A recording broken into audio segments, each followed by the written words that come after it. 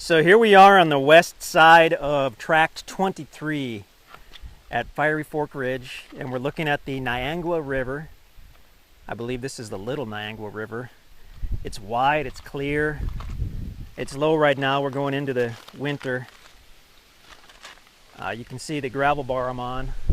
Gives you a pretty good idea of how large the river generally is.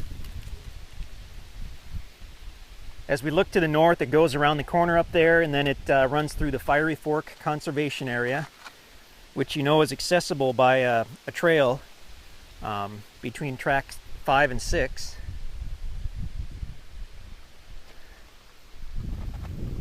Beautiful, clear river. And there goes, looks like a bald eagle off, and that is a bald eagle. He just perched in that tree up there.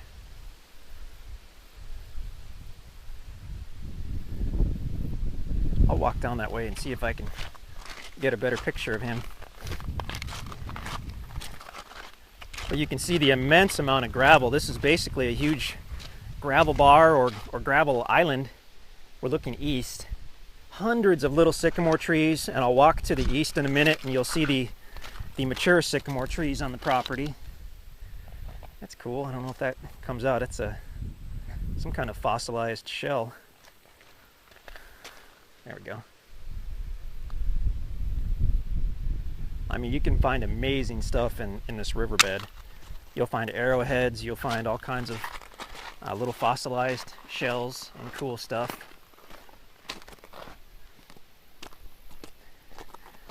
Really family-friendly place to bring your kids. It's not super deep.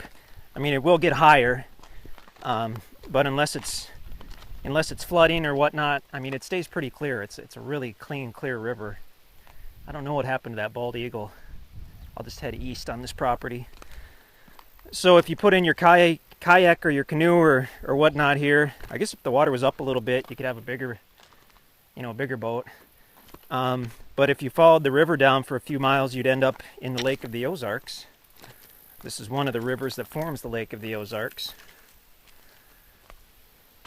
We're going east now. We're still up on this huge kind of gravel and sand bar. Now I parked up on the east side of Tract 23 in the patch of open meadow, and I just walked down the hillside. And make no mistake, it was steep. I cannot say it wasn't steep because it was, but it's not as bad as I expected. It's probably out of these river tracts, one of the easiest, if not the easiest, for me to walk down. I was able to kind of pick my way down just in a couple minutes. I'm really not looking forward to the climb back up though. Okay, now we're seeing some of these big sycamore trees. You'll find these sycamore trees in the Ozarks,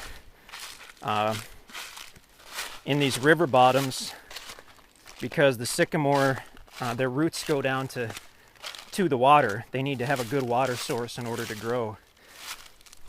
And so these river bottoms are ideal.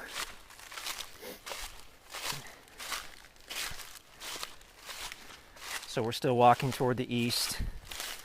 Okay, and now you can see the hillside, and here's kind of that's the area where I walked up right there. Or I'm sorry, I walked down. I'm mulling over whether I should walk back up that area or whether I should just walk up the river a few hundred feet to the private easement area, and then there's a nice trail that winds its way right back to the top. Might be a little easier. But these sycamores, I mean, they're amazing. Huge 150 foot trees. I have no idea how old they are, but trees this big are generally well over 100 years old. 150. I mean, here's a good example. That's 15, 18-inch tree, but there's some on this property that are 30 inches diameter. And that is a lot of wood.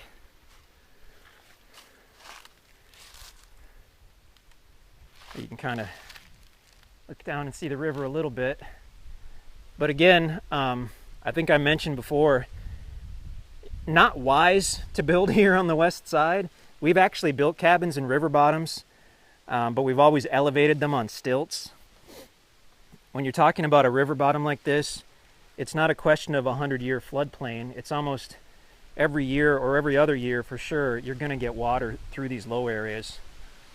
And good chance it's going to be above where I'm standing by several feet, if not more. So build your expensive cabin or your house on the east side where it's absolutely high and dry. And then you might just want to use your west side to come and hang out and camp and bring the kids down to the river and fish. Pretty unique property. So that is tract 23 at Fiery Fork Ridge. Looking back up, I can see one section that almost is a little cliff. So I'm not going up that way. Amazing property. Bald eagle not included.